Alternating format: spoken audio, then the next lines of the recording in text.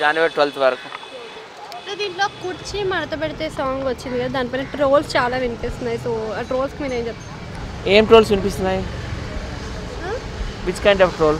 Like RN రేంజ్కి local dialogues పెడుతున్నారు అని చెప్పేసి చాలామంది అంటున్నారు, నేను కూడా చూశాను. పెద్ద పెద్ద శాటిలైట్ టీవీలో కూడా వచ్చింది. కానీ మహేష్ బాబు గారు అంటే ఆయన టాలీవుడ్కే సూపర్ స్టార్. ఆయన పేరు ముంబై వరకు తెలుసు అందరికీ. సో అలాంటి పెద్ద సూపర్ స్టార్ ఒక మామూలు లోకల్ పర్సన్ ఒక సోషల్ మీడియాలో ఒక చిన్న స్టారు డైలాగ్ యూజ్ చేయడం అనేది నిజంగా hats off to Mahesh Babu. మనం అభినందించాలి. అంటే ఇంతకుముందు మనకి డాన్స్ ఎక్కువ కనిపించలేదు మహేష్ బాబు గారు. ఇప్పుడు శ్రీలీల డాన్సర్ ఆల్మోస్ట్ అందరికీ తెలిసింది. సో ఇప్పుడు వాళ్ళిద్దరు కాంబినేషన్ మహేష్ బాబు గారి డాన్స్ ఎలా ఉంటుంది? మహేష్ బాబు గారు రష్మికతో మంచి స్టెప్లు వేశారు కదా ఇంతకుముందు చాలా సినిమాల్లో.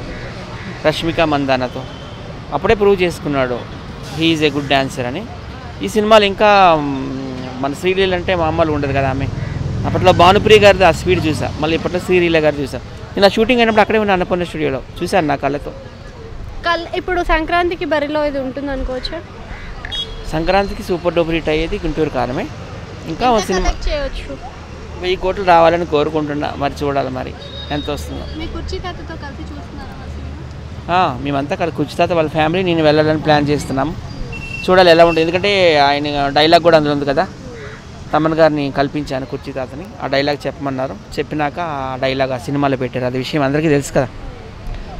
సో సినిమా అయితే సూపర్ డూపర్ హిట్ అవ్వాలని కోరుకుంటున్నాను. ఎందుకంటే మహేష్ బాబు గారు అందరిలా కాదు, అజాత శత్రువు అనొచ్చు. ఆయన ఎవరిని ఏమన్నారు, బ్యాడ్గా ఎవరి మీద కూడా మాట్లాడరు.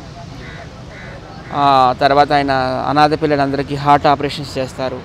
కొన్ని పేద గ్రామాలని దత్తత తీసుకొని ఆ గ్రామాలు కూడా పోషిస్తున్నారు. సో అలాంటి వ్యక్తులు సినిమాలు హిట్ అయితే రేపు పొద్దున ఆయన ఇంకో 2 గ్రామాలు దత్తత తీసుకోవచ్చు, ఇంకో 100 మందికి పిల్లలకి ఆపరేషన్ చేయొచ్చు. సో అలాంటి వాళ్ళ సినిమా తప్పకుండా చూడాలి. Thank you so much.